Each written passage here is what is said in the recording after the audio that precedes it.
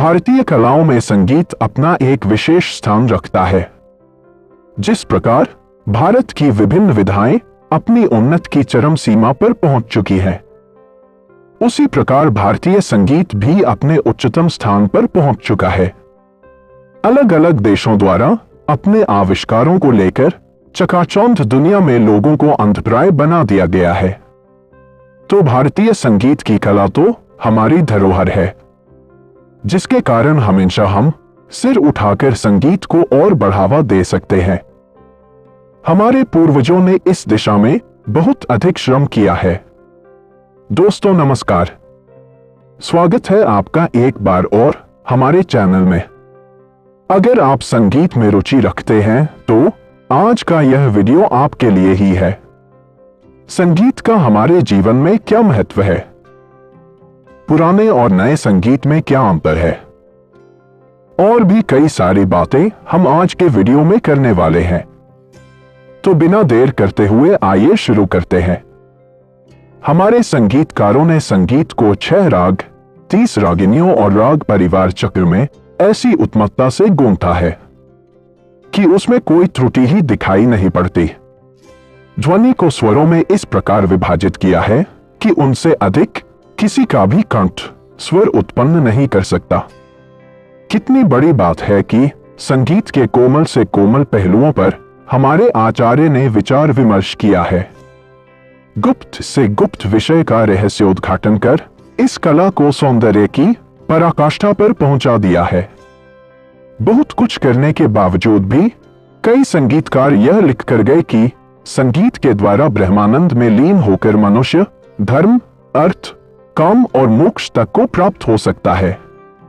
वास्तव में हमारे यहां संगीत के आदि प्रणेता भगवान शंकर माने गए हैं। उन्हीं के मुख से राग रागिनियों की उत्पत्ति हुई है। आपको भरोसा हो या ना हो, लेकिन राग रागिनियों के प्रभाव भौतिक जगत पर होते हैं।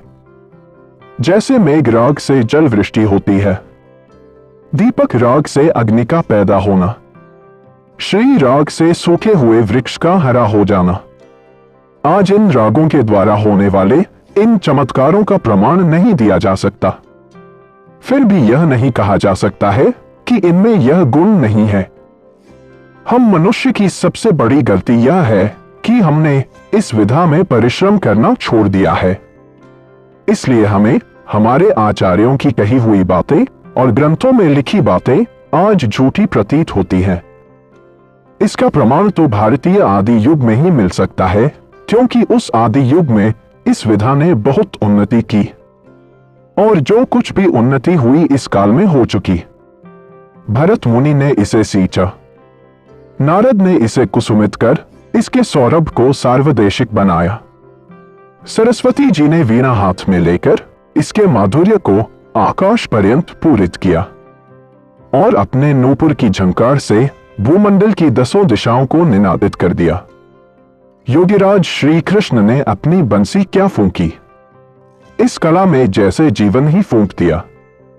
खैर, इन सब बातों को कौन ही ध्यान देता है।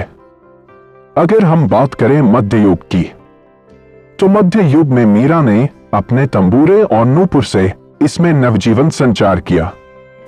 सूरदास की करतालों ने इसकी निद्रा को भंग किया।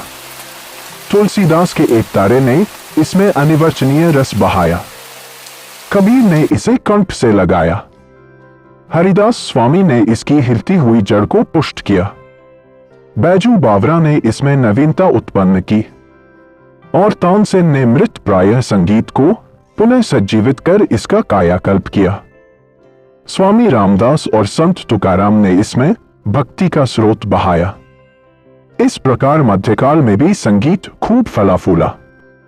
यदि इन संगीत प्रेमियों ने इसे ना अपनाया होता तो कब का इसका अंत हो चुका होता। उसे युग में विविध चमत्कारों ने इसकी कीरत को अक्षुण्ण रखा। कहते हैं कि मीरा ने अपने संगीत के प्रभाव से ही राणा जी के भेजे हुए विष का प्रभाव नष्ट कर दिया था। उनके भेजे हुए सर्प को अपने संगीत से प्रभावित कर पुष्पमाल की तरह गले में पहन लिया। तानसेन के एक शिष्य ने मृत शरीर के आगे गाया, जिस पर मृत तानसेन के मृत शरीर से वाह वाह की आवाज निकली। हरिदास स्वामी ने लंका दहन सारंग से जंगल में आग लगाकर बता दी थी। उसे समय संगीत के द्वारा भयानक से भयानक रोगों का नाश किया जाता था। कहते हैं कि अलवर के विनय सिंह जी का ज्वर जब किसी भी दवा से दूर नहीं हुआ तो रहीम सेन अमृतसर ने सितार में भैरवी बजाकर उनका ज्वर हटाया। संगीत द्वारा जहरीले जानवरों के विष की चिकित्सा के वर्णन कई जगह मिलते हैं। संगीत के द्वारा पागल मनुष्य होश में लाया जा सकता है। नृत्य के द्वारा विविध रोग हटाए जा सकते हैं। हमारे भारतीय संगीत कला की विशेषता यही रही है कि हम इसके बारे में जितना सीखते जाएंगे, जितनी भी जानकारी एकत्रित करते जाएंगे, उतना हम भगवान के भी नजदीक जाते जाएंगे। अगर आपको यह जानकारी अच्छी लगी हो और इससे अधिक कुछ और जानना हो तो हम इसका अगला वीडियो दूसरे पार्ट में बनाकर आपके लिए प्रस्तुत करेंगे। अगर आपको यह वीडियो अच्छा लगा हो तो इसे लाइक करें, सब्सक्राइब करें।